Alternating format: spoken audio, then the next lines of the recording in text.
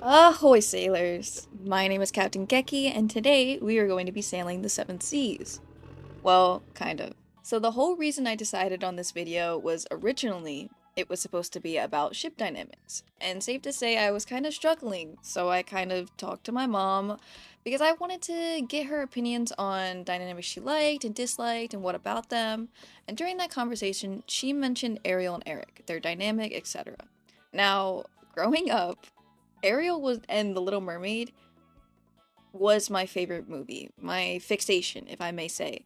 So I had everything like Little Mermaid bed sets, like clothes, toys, and even a TV. But back at it now, it may have just been because she was a mermaid. I do like my fantasy creatures. But anyways, I rewatched both movies, and safe to say I also have some opinions. Now, I know these opinions won't be agreed on by everyone, and everyone's opinion is different, so this isn't me trying to dog on the movie. This movie meant a lot to me as a kid, so in the midst of my complaints, I'm going to try my best to honor her. If you disagree in the comments or anything like that, I would like to see everybody's opinions if they have some. Also, I want to state at how vastly different this video is compared to my content across platforms. Along with that, I am really not the proudest of the art in this video, but hey, this isn't an art channel, right? Anyways, so without further ado, let's dip our toes in this water together. Alright, let's get into it. Starting off, I wanted to redesign Ariel. But before I go deep within Ariel's character, I wanted to state maybe a controversial opinion. But I actually think I like the live action more. It's one for one besides a couple of things change, but there's so much more explained and filler scenes and Prince Eric's a POV and stuff. I like the more detail, but I do respect the original because I know they can only do so much, especially because it's an animation from the late 80s. But yeah, I like the more detail, so sue me. Anyways, back to the point. Throughout the story, we see Ariel longing for the land, wanting to run, dance, and do human things. She collects various of objects and stores them in her secret trove. She goes out for treasure hunts with her fish friend Flounder. Oh my god, say that 6 times fast. To find more, and long for this freedom she believes humans have. Her father, King Triton, bans her and the other mermaids from going to the surface. Ariel's mother and her 6 other sisters, we'll get into them in a bit, their mother was killed by humans. There's other details in previous movies, so I'll just put up a screenshot of her bio here. So Ariel's curiosity is always confined to the deep sea. She can only imagine, only assume what half these objects do. She has a friend, Scuttle, who is this dopey sea-dwelling bird, who kind of knows nothing but also knows everything. She kind of brings her objects to him and he explains them. Which, again, I said he kind of doesn't know anything, so half the objects have silly names and are wrongly used, which is part of the charm. Ariel is naive. She is only a teenager. She's only 16.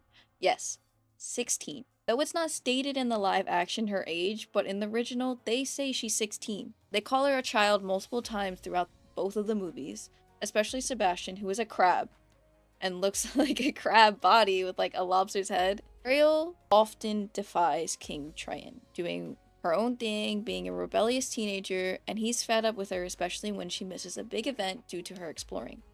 Again, I want to emphasize on how obsessed she is with the concept of humans. Ariel has these constant invisible chains tied to her tail, keeping her in this vast blue sea. She longs for her own life. Now, what does this have to do with her design? Well, besides wanting to give her more of a backstory, I wanted to emphasize on her internal battles and naiveness. Her mermaid slash siren form, I wanted to look more fish-like. I wanted her to be a bit scarier, I wanted her to be a bit more insecure about her look, especially when it comes to Prince Eric quote-unquote seeing her. We'll get into that later. I made her thinner because I think that maybe she might be against eating fish and other sea creatures due to her friendships with them, but that's just like a headcanon. So I made her seem a bit more malnourished. My mother and I were doing a research on where the story originally takes place. The original one was in the mid 1800s in Denmark, so this is a Danish tale,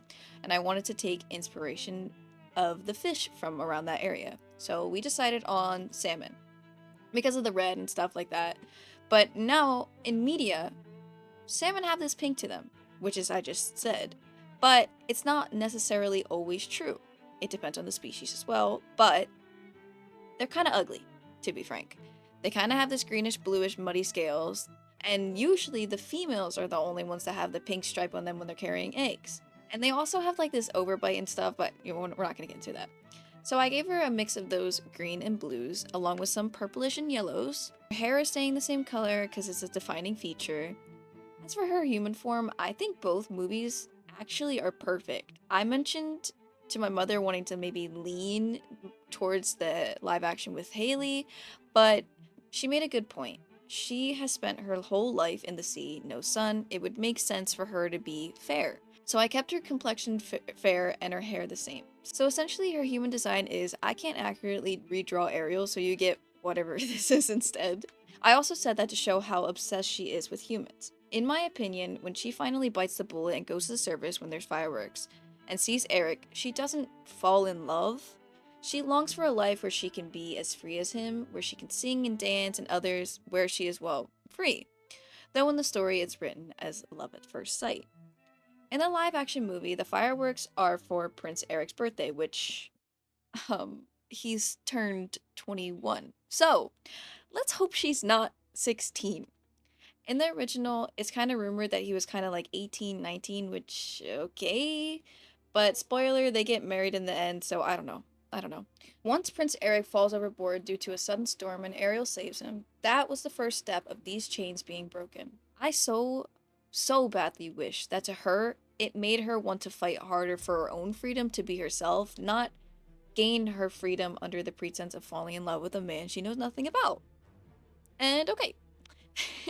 Ariel brings him to shore and sings him her siren song, allowing him to wake up. In both movies, all he sees is a blurred silhouette.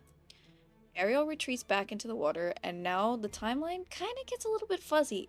In the original, Ariel is floating around singing and all happy, while in the live action, she gets kind of defensive over humans. King Triton in the original asked one of his daughter what's gotten into her lately, which makes me believe that it's been a couple days at least, though in the live action it seems more quicker. While we're on the topic of the sisters though, another difference between the two movies is not only the name of all of them, but also their roles. In the original, they stay within the palace and sing for concerts for the people. But in the live action, they watch over all the different seven seas and only see each other once Triton calls them back, I assume. All of this is happening while Ursula, the sea witch, watches over Ariel closely, using her power/eels. In the live action, they explain that she's actually King Triton's sister, who got banished, so Ariel's on. She sees how eager Ariel is to go up on land, how she longs for the freedom, and Ursula sees this as an opportunity to finally get back at her brother and get the kingdom that is hers, so to speak. Among this, she also states the child is in love with a human, which, I don't know. This whole age thing kind of weirds me out, so I'm gonna mention it a couple times, I'm sorry. King Triton speaks to Sebastian the crab, since he's ordered to watch over her. He wants to know who the merman Ariel is in love with, but is unpleasantly surprised with Bastion freaking out and blurting out that it's a human. King Triton freaks, finds and wrecks her cave, and leaves her to cry with her broken treasure. This was a hard scene to watch in both movies, actually, because it feels very real. Like, imagine a strict parent mad at their kids, so they take all their stuff away that makes their kid them, their individuality. In the future, we see King Triton greatly regret this, but we'll get there. Ariel is left there in the midst of her broken collection. Shoos Flounder and Sebastian away and is alone crying. She's vulnerable, so guess who swoops in? Yeah, it's Ursula. Ursula watches over Ariel very closely with her eels, but also she has like, in the original, she can see through the eyes of one of the eyes of the eels. They each have a gold eye. But in the live action, she's kind of like a bubble. Like, she can go where they go, I guess, but she's not physically there. She's just can see there. But in both, she uses her reputation to her advantage. Like we stated before, she is the sea witch. That is her reputation. She is bad. And it's told by everybody, even her father. But she uses that to her advantage because she's being nice to Ariel. Why would she be called a witch if she's being nice? So Ariel is open to giving her a chance to see where she will help because she is purposely vague. And again, this ties into Ariel being naive. She is only 16. She knows only what she's been told. So she is open to breaking these barriers, breaking these boundaries. She already went to the surface. She got yelled at it for already. So screw it. I'm gonna go do this because this is what I want. This is my life. I assume that's what she's thinking. More also, I think she's just genuinely curious about Ursula. Like, she has such a reputation to her, so why is she being nice to me? Why am I different? Is she treating me differently? But as we all know, it's a facade. Actually, okay, to be honest, I think Ursula is a very well written villain. I also like her songs and her looks, and I think they wrote her very well because she gets me mad for Ariel. But before I get into what happened, let's talk about Eric.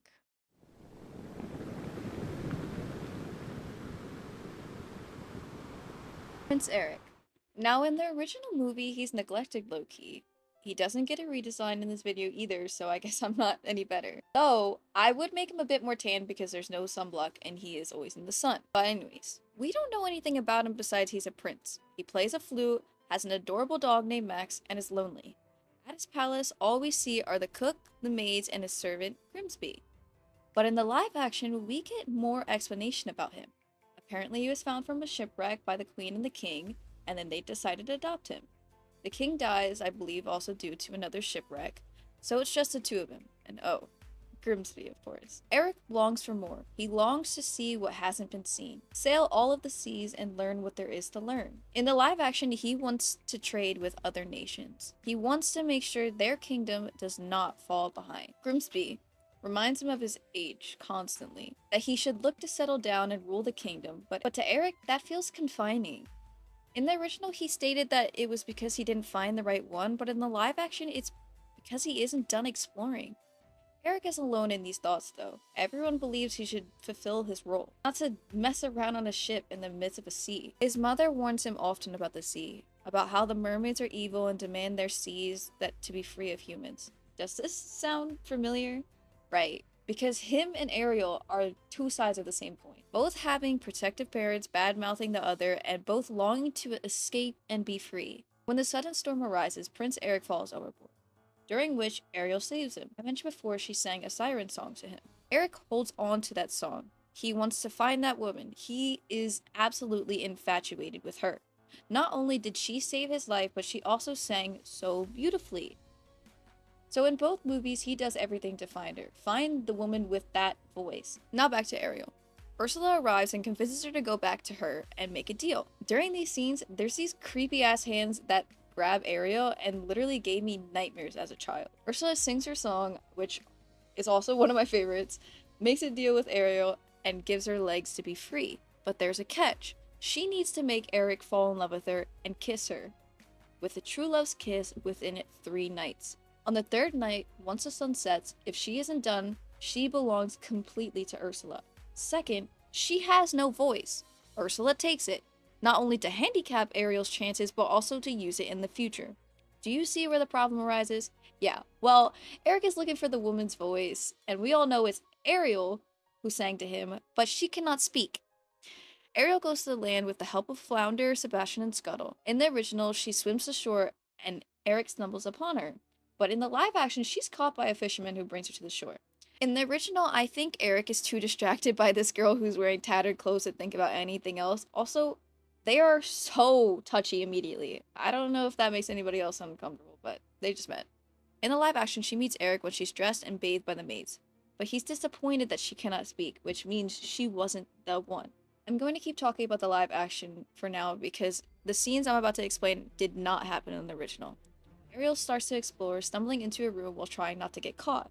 It's a collection/library room. It has stuff just like the stuff that was in her cave, and Ariel is looking around with so much wonder. Eric finds her and sees that she's holding this green mermaid statue, and he calls it his Little Mermaid. Wink, wink. But yeah, he allows her to keep it. He shows her more stuff, and for what I would assume is hours because it was bright and then it was not. But they have this communication back and forth. Although they can't speak, Ariel shows him something and he explains, and then they just keep doing that. Eric actually really likes her company. No one is usually eager to hear about his adventures, especially ask for more. He suggests going around the island for a tour, which she agrees to, but in this scene, another thing that is different though is Grimsby comes within the room, informs Eric that all the carriages are full because he sent them out to look for his long lost woman. In the original, this conversation doesn't happen until later on, but Grimsby tells him they'll have a spare for him.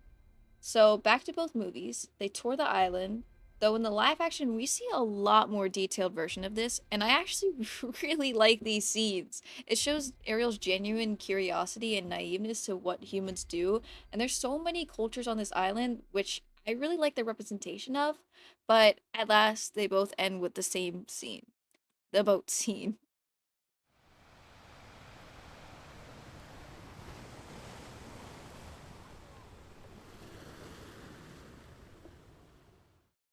Now, something I failed to mention before, but in the live action, Ursula also cursed Ariel with forgetting she has to even kiss Eric, so she has to be constantly reminded by Sebastian.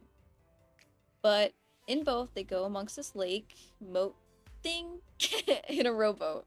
Sebastian, Flounder, and Scuttle sing, and they're about to kiss when Ursula's eel obviously flip over the boat. Obviously. Ursula curses Ariel from afar, astonished that she even got that far without even being able to talk, but she decides to take matters into her own hand. Also, in the original movie, I genuinely believe the kiss wouldn't work. Eric is in love with another woman, though we know it's Ariel, he has no idea. He longs for the woman with the voice, but in the live action, I think it could have worked. Eric genuinely seemed interested in her, and he seems happy. He also got them yearning eyes, which, wow, amazing. Anyways, anyways. But yeah, Ursula takes matters into her own hands. What does that mean exactly? Well, it's simple really. She just turns into a woman named Vanessa and uses Ariel's voice to lure Eric in and create a drift between him and Ariel, obviously. You didn't know that? Oh, okay, let me explain. So, Ursula has Ariel's voice, right? Creates a disguise that is similar to Ariel, more so in the original, and lures Eric in as he's contemplating giving up the searches and choosing Ariel. In the live action, he was thinking. He was contemplating what he wanted, and in that moment, he decided Ariel with confidence, running back to her, before he stopped hearing the same song that saved him. In the original, this is where he decides to call quits searching for the mysterious woman, throwing his flute, I think, it's a little fuzzy when it comes to that part, and turning away sadly back to Ariel when he stopped by the song. In the original, he's siren songed into a trance. He's like a zombie, essentially, just agrees to everything. But in the live action, he's more staying true to his word and feeling obligated to be with Vanessa. Scuttle informs Sebastian and Ariel of the proposal. They all think that it is to Ariel. But when Ariel steps outside, she sees him with Vanessa and hears their congratulations from the Queen in the live action and Grimsby. Ariel runs away. She's upset. She thought that they were going to be something. They're all looking for her when Scuttle hears her singing. Scuttle in that moment low-key forgets Ariel forgot her voice and follows it. But what they see is Vanessa singing with Ariel's voice, and in the mirror, her reflection is Ursula. Immediately, Scuttle finds the rest to inform them. This is another different part. In the original, the two to be wed are on a boat, so Ariel swims out to them. In the live action, they're on the palace grounds, so she tries to get there as quickly as she can. Though, it's only an engagement party, not a wedding like the original. But remember, in the original, he's in a trance, so he agreed to whatever she said. But in the live action, he's still questioning everything and even worried about Ariel. Scuttle and Sebastian mess up the party, and W. Grimsby for stepping on the ring to hide it from Eric in the live action. Because he did not like Vanessa for real, end period. Ariel arrives and destroys the amulet around Ursula's neck, which holds Ariel's voice. Ariel gets her voice back, and oh my god, she's the woman! Eric is so happy. that not only he was in love with her already, but she was the woman that held the voice. They go in to kiss, but oops, it's after the third night, sunset. They ran out of time. Ursula laughs, changing back to herself alongside with Ariel, and drags Ariel down to the sea with her. Another reason why I like the live action more is because there's more people at the wedding. So people actually saw Ariel turn back into a mermaid. But in both movies, Eric doesn't really care about her looks and holds on to her tighter because he loves the woman regardless of the looks. Remember that. He cares about the woman that holds that voice, which I think is a redeeming factor. Or not redeeming, a good factor. He loves her and he'll fight for her. That will also be held strong in the next scene. Now, all this is happening while Flounder went to go get Triton and save Ariel. Ursula is dragging Ariel back to her cave when stopped by King Triton. He tries to fight back, but because the agreement was sealed with blood, not even he can break it.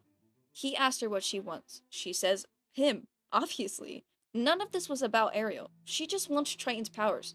He gives himself up for her as an ultimate sacrifice, and Ursula now has King Triton's powers. While Ariel was being dragged down, Eric quickly got onto a rowboat and goes to them. Before she can attack Ariel with Triton's powers, he cuts her with like a harpoon. So he jumped into the water for her, girl.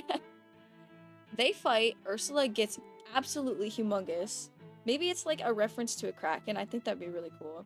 She creates this wicked storm, bringing all of the boats from where Ariel went treasure hunting and stuff up, creating this whirlpool in the sea that drags things up and dragging Ariel and Eric down. In the original, Eric is the one to end the fight, but in this one, Ariel does. Regardless, it happens in the same way. One of them gets on one of the abandoned ships and steers it to stab right into Ursula, killing her.